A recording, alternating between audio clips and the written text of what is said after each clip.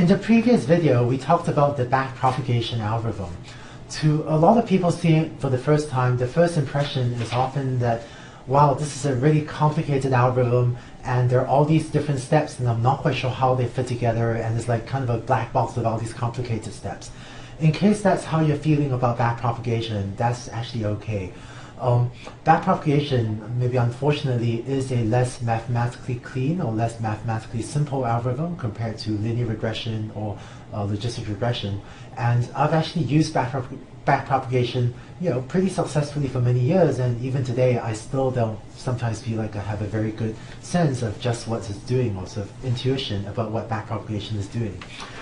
If, for those of you that are doing the programming exercises, that will at least mechanically step you through the different steps of how to implement backprop, so you'll be able to get it to work for yourself. And what I want to do in this video is look a little bit more at the mechanical steps of backpropagation and try to give you a little more intuition about what the mechanical steps of backprop is doing, to hopefully convince you that it's at least a reasonable algorithm. In case, even after this video, in case backpropagation still seems very black box and kind of like too many complicated steps and a little bit magical to you, that's actually okay. And even though I've used backprop for many years, sometimes it's a difficult algorithm to understand. But hopefully this video will help a little bit. In order to better understand backpropagation, let's take another closer look at what forward propagation is doing. Here's the neural network with two input units, that is not counting the bias unit, and two hidden units in this layer, and two hidden units in the next layer, and then finally one output unit. And again, these counts 2, 2, 2 are not counting these bias units on top. In order to illustrate forward propagation, I'm going to draw this network a little bit differently. And in particular, I'm going to draw this neural network with the nodes drawn as these very fat ellipses so that I can write text in them. When performing forward propagation, we might have some particular example, say some example xi comma yi, and it will be this xi then we feed into the input layer. So this is maybe xi1 and xi2 are the values we set the input layer to. And when we forward propagate it to the first hidden layer here, what we do is compute z21 and z22. So these are the weighted sum of inputs of the input units. And then we apply the sigmoid or the logistic function, and the sigmoid activation function applied to the z value gives us these activation values. So that gives us A21 and A22. And then we forward propagate again to get, here Z31, apply the sigmoid or the logistic function, the activation function to that to get A31, and similarly like so, until we get Z41, apply the activation function. This gives us A41, which is the final output value of the neural network. Let's erase this arrow to give myself some more space.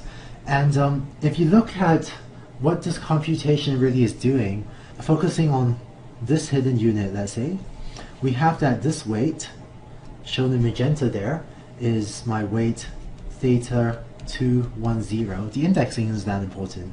And this weight here, which I guess I'm highlighting in red, that is theta 211, and this weight here, which I'm drawing in green in cyan, is theta 212.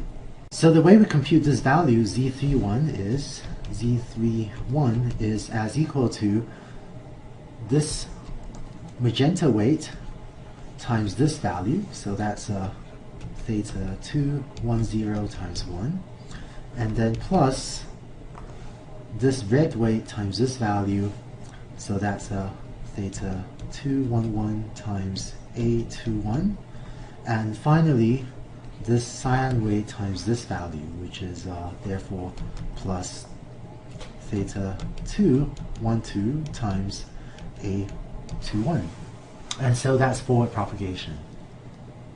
And it turns out that, as we'll see later in this video, what backpropagation is doing a process very similar to this, except that instead of the computations flowing from the left to the right of this network, the computations instead flow from the right to the left of the network and using a very similar computation as this. And I'll say in 2 slides exactly what I mean by that. To better understand what backpropagation is doing, let's look at the cost function. Here's the cost function that we had for when we have only one output unit. If we have more than one output unit, we used to have a summation, over the output units indexed by k there. But if you have only one output unit, then this is a cost function. And we do forward propagation and backpropagation on one example at a time. So let's just focus on a single example, xi, yi, and focus on the case of having one output unit. So yi here is just a real number. And let's ignore regularization, so lambda equals 0, and this final term, that regularization term, goes away. Now, if you look inside this summation, you find that the cost term associated with the ith training example, that is the cost associated with training example xiyi, that's going to be given by this expression, that the cost of training example I is written as follows. And what this cost function does is it plays a role similar to the squared error. So rather than looking at this complicated expression, if you want, you can think of cost of I being approximately, the squared difference between what the neural network outputs versus what was the actual value. Just as in logistic regression, we actually prefer to use the slightly more complicated cost function using the log, but for the purpose of intuition, feel free to think of the cost function as being the sort of squared error cost function. And so this cost of I measures how well is the network doing on correctly predicting example I. How close is the output to the actual observed label yi. Now let's look at what backpropagation is doing. One useful intuition is that backpropagation is computing these delta superscript L subscript J terms, and we can think of these as the quote error of the activation value that we got for unit J in the elf layer. More formally, and this is maybe only for those of you that are familiar with calculus, more formally, what the delta terms actually are is this. They're the partial derivative with respect to zlj, that is this weighted sum of inputs that we're computing, these z terms, partial derivative with respect to these things of the cost function. So concretely, the cost function is a function of the label y and of the value, this h of x, output by a neural network.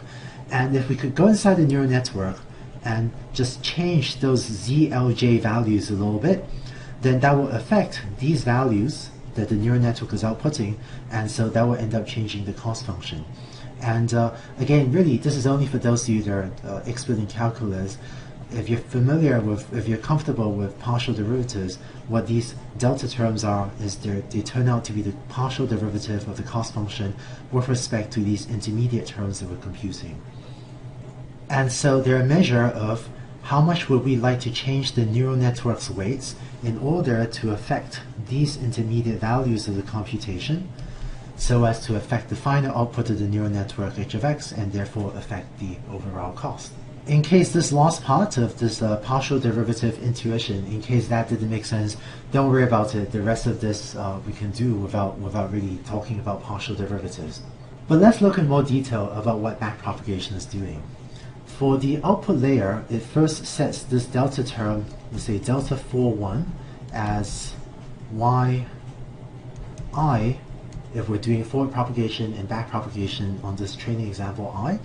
It says as yi minus a41. So this is really the error, right? It's the difference between the actual value of y minus what was the value predicted. And so we're going to compute delta 41 like so.